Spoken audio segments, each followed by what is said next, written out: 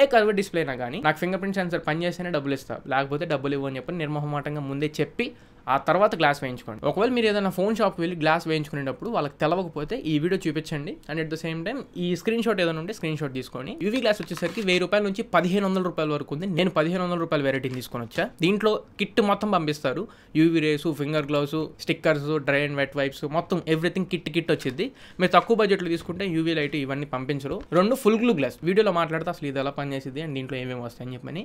ఇది వచ్చేసి అరౌండ్ 700 నుంచి 800 వరకు పడింది. దీని కాస్ట్ వచ్చేసరికి 100 రూపాయలు పడింది అంతే. ఇది గ్లాస్ కాదు, మెంబ్రేన్ అంటారు దీన్ని. Hi friends, welcome back to the channel. ఈ రీసెంట్ టైమ్స్ లో చాలా మంది కర్వ్డ్ డిస్ప్లే ఫోన్స్ కొంటూ ఉన్నారు. ఎందుకంటే 20,000 రూపాయల ప్రైస్ పాయింట్స్ ఉన్నాయి. లావా అగ్ని 2 తీసుకున్నా, మోటో ఎడ్జ్ 50 ఫ్యూషన్ తీసుకున్నా, 23 ఆ ప్రైస్ లో మొన్నటి వరకు ఐక్యూ Z7 Pro. అండ్ ఇప్పుడు లైనప్ లో రియల్మీ నుంచి అన్ని బ్రాండ్స్ నుంచి మోస్ట్ ఇంపార్టెంట్లీ కర్వ్డ్ డిస్ప్లేస్ తీసుకొని వచ్చేస్తున్నారు. అందరూ కూడా కర్వ్డ్ డిస్ప్లే చూడడానికి ప్రీమియం గా కనబడింది కాబట్టి ఎక్కువ మంది కొంటున్నారు. అండ్ దాని మీద నేను పర్సనల్ గా యూవీ గ్లాస్ అసలు వేయద్దు అని చెప్పాను. సో ఈ కర్వ్డ్ డిస్ప్లేస్ యూస్ చేస్తున్న వాళ్ళు ఎటువంటి గ్లాస్ యూస్ చేయాలి, అసలు ఈ స్క్రీన్ ప్రొటెక్షన్ కింద ఎలా వాడాలి అని చెప్పని దానికి చాలా మందికి సందేహం ఉంది. ఇప్పుడు దాని గురించి మాట్లాడడానికి నేను మార్కెట్ లో అవైలబుల్ గా ఉన్న యూవీ గ్లాస్ ఒకటి తెప్పించాను. ఫుల్ గ్లూ గ్లాస్ అని చెప్పని కూడా ఉండిద్ది. ఫుల్ గ్లూ గ్లాస్ ఒకటి తెప్పించాను. అండ్ ఇవేవి కాకుండా మెంబ్రేన్ అని చెప్పని ఉండిద్ది. మెంబ్రేన్స్ కూడా తెప్పించాను. ఈ మూడు యొక్క డిఫరెన్సెస్ అండ్ ఏ గ్లాస్ వాడితే మీ ఫోన్ కి ఎలా డ్యామేజ్ అవుతుంది, ఎలా ఇంపాక్ట్ అవుతుంది దాని గురించి ఈ వీడియో నేను మాట్లాడతా. ఈ వీడియో చాలా యూస్ఫుల్ వీడియో అండ్ మోస్ట్లీ మీకు ఎక్కడ ఇలాంటి వీడియో దొరకకపోవచ్చు కూడా. ఒకే ఒకటి అడుగుతున్నాను, కంటెంట్ నచ్చి వర్త్ అనిపిస్తే మాత్రం ఖచ్చితంగా లైక్ చేయండి. ఛానల్ ఇంకా సబ్స్క్రైబ్ చేసుకోకపోతే సబ్స్క్రైబ్ చేసుకోండి. అండ్ 100K సబ్స్క్రైబర్స్ కూడా చాలా దగ్గరలో ఉన్నాను. ఒకవేళ సపోర్ట్ చేయాలనుకుని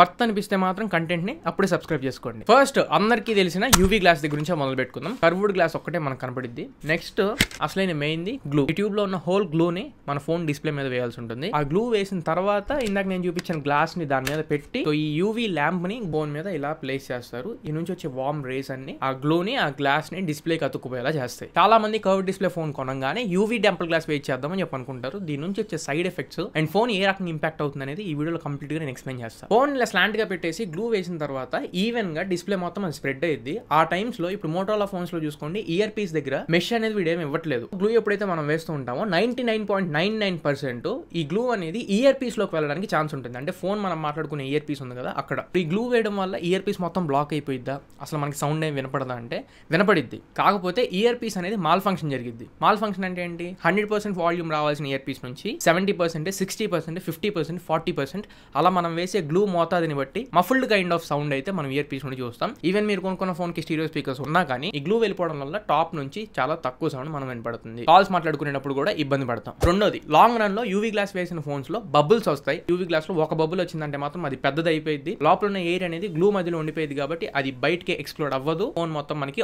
ఆక్వర్డ్ గా కనపడింది. ఎందుకు ఆ బబుల్స్ అని ఆక్వర్డ్ గా కనపడుకుంటూ ఆ యూవీ గ్లాస్ ఏదో తీసేద్దామని ట్రై చేస్తే స్క్రీనే డ్యామేజ్ అయిపోయే అవకాశం ఉంటుంది. నేను ఎన్నో ఫోన్స్ చూసాను, యూవీ గ్లాస్ తీసేటప్పుడు ఫోన్ డిస్ప్లే గ్లాస్ బ్రేక్ అవడం నేను చాలా సందర్భాల్లో చూస్తున్నా. ఇది ఎప్పుడు జరిగిందంటే యూవీ గ్లాస్ వేసిన విత్ ఇన్ 3 months లో 6 months లో మీరు గ్లాస్ రిమూవ్ చేస్తున్నప్పుడు బ్రేక్ అవ్వదు. కొంతమంది గ్లాస్ వేయించిన తర్వాత జాగ్రత్తగా చూసుకుంటూ 1 సంవత్సరం తర్వాత గ్లాస్ మీద ఎక్కడో డెంట్ పడిందనో స్క్రాచెస్ ఎక్కువ ఉన్నాయని చెప్పి రీప్లేస్ చేద్దాం అనుకున్నప్పుడు ఆ గ్లూ అనేది గట్టిగా స్టిక్ అయిపోవడం వల్ల అండ్ యూవీ రేస్ పాస్ చేసి స్టిక్ చేస్తారు కాబట్టి ఇన్ఫాక్ట్ ఇంకొంచెం గట్టిగా స్టిక్ అయింది. లాంగ్ రన్ లో అలా పర్మనెంట్ గా అది స్టిక్ అయిపోయి ఉండేది. అప్పుడు తీసేటప్పుడు ముక్కలుగా తీయాలి. అది చాలా జాగ్రత్తగా ఒక లిక్విడ్ ఉండేది, ఆ లిక్విడ్ యూస్ చేసే తీయాలి. సో మాన్యువల్ గా తీసేస్తారు. అవి తీసేటప్పుడు గట్టిగా అతుక్కుపోయి ఉండడం వల్ల డిస్ప్లే మీద ఉన్న గ్లాస్ ఉంటుంది కదా, టచ్ గ్లాస్, ఆ టచ్ గ్లాస్ డ్యామేజ్ అయిపోయింది. దానికి ఎగ్జాంపుల్ గా ఫోటోస్ వేస్తా ఉన్న ఒకసారి స్క్రీన్ మీద కూడా చెక్ చేయండి. మూడోది చెప్పనా, అసలు టెంపర్ గ్లాస్ పని ఏంటి అంటే కింద పడ్డప్పుడు ఆ షాక్ అనేది ఫోన్ డిస్ప్లే మీద ఇంపాక్ట్ అవ్వకుండా ఫస్ట్ లేయర్ ఉన్న టెంపర్ గ్లాస్ లేయర్ ని తీసుకొని అది పగిలిపోయింది.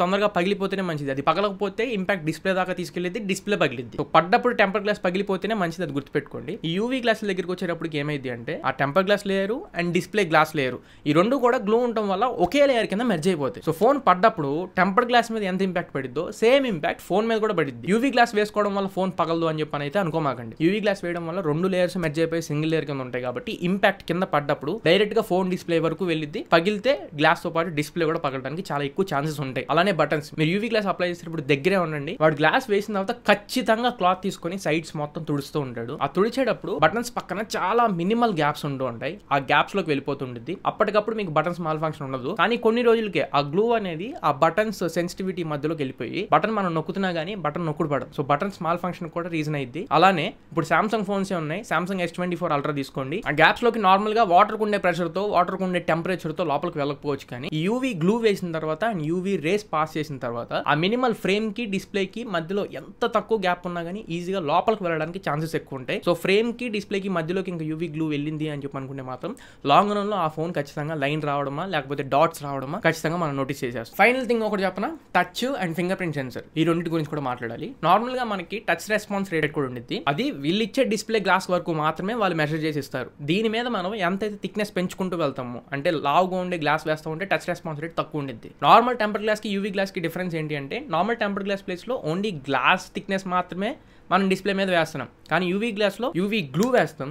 గ్లూ థిక్నెస్ కాకుండా మళ్ళీ దాని మీద ఇంకో గ్లాస్ వేస్తాం. ఈ రెండింటి థిక్నెస్ ఉండటం వల్ల టచ్ రెస్పాన్స్ అనేది వాళ్ళకి కొంచెం తక్కువ ఉండిద్ది. అండ్ దాంతో పాటు ఫింగర్ ప్రింట్ సెన్సర్ కూడా రికగ్నిషన్ అనేది స్పీడ్ అనేది తగ్గిద్ది. అసలు నార్మల్ గా మనకు ఈ బడ్జెట్ లో వచ్చే ఫింగర్ ప్రింట్ సెన్సర్ అన్ని optical in display finger print sensor. అంటే మన ఫింగర్ ప్రింట్ సెన్సర్ మీద వేలు పెడితే కింద నుంచి ఒక లైట్ పాస్ అయ్యింది. ఆ లైట్ మన ఫింగర్ మీద పడి మన ఫింగర్ ప్రింట్ సెన్సర్ ఇమేజెస్ అనేవి తీసుకొని ఆల్రెడీ మనం ఎన్రోల్ చేసిన ఇమేజెస్ తో టాలీ చేసి అన్లాక్ చేసిద్ది. ఈ హోల్ ప్రాసెస్ లో లైట్ ఎమిట్ చేసేటప్పుడు మధ్యలో గ్లూ ఉన్న గ్లాస్ ఉన్న వాటిని దాటుకొని మన ఫింగర్ దాకా రావాలి కాబట్టి ఆ లైట్ ఎమిటెన్స్ అనేది తగ్గుతుంది. సో ఆబ్వియస్ గా ఫింగర్ ప్రింట్ సెన్సర్ రెస్పాన్స్ అనేది తగ్గిద్ది. మీరు ఒకవేళ premium phones S22 Ultra, S23 Ultra, S24 Ultra ఈ 3 ఫోన్స్ లో ఏదైనా ఫోన్స్ యూస్ చేస్తుంటే, ఈ రీసెంట్ టైమ్స్ లో పిక్సెల్ కూడా నేను అబ్జర్వ్ చేసా, బయట యూవీ గ్లాస్ వేయించుకునేటప్పుడు ఫింగర్ ప్రింట్ సెన్సర్ పని చేస్తేనే నేను డబ్బులు కడతాను, ఫింగర్ ప్రింట్ సెన్సర్ పని చేయకపోతే నేను డబ్బులు ఇవ్వను, అది గ్యారంటీ ఇస్తేనే నాకు గ్లాస్ వేయండి అని చెప్పి అడగండి. అసలు ముందు నేనైతే అసలు ఆ గ్లాసెస్ సజెస్ట్ చేయను. ఏ కర్వ్ డిస్ప్లే అయినా కానీ నాకు ఫింగర్ ప్రింట్ సెన్సర్ పని చేస్తేనే డబ్బులు ఇస్తా, లేకపోతే డబ్బులు ఇవ్వని చెప్పి నిర్మోహమాటంగా ముందే చెప్పి ఆ తర్వాత గ్లాస్ వేయించుకోండి. Mostly Samsung high and phones లో యూవీ గ్లాసులకి ఫింగర్ ప్రింట్ సెన్సర్ పని చేయట్లేదని నేను చాలా రివ్యూస్ చూశాను అండ్ బయట షాప్స్ లో కూడా నేను కనుక్కున్నా. వీటన్నింటిలో కల్లా కొద్దిగా ఫిజికల్ గా మనకు కనబడే బటన్స్, పోర్ట్స్, మైక్స్, రిసీవర్స్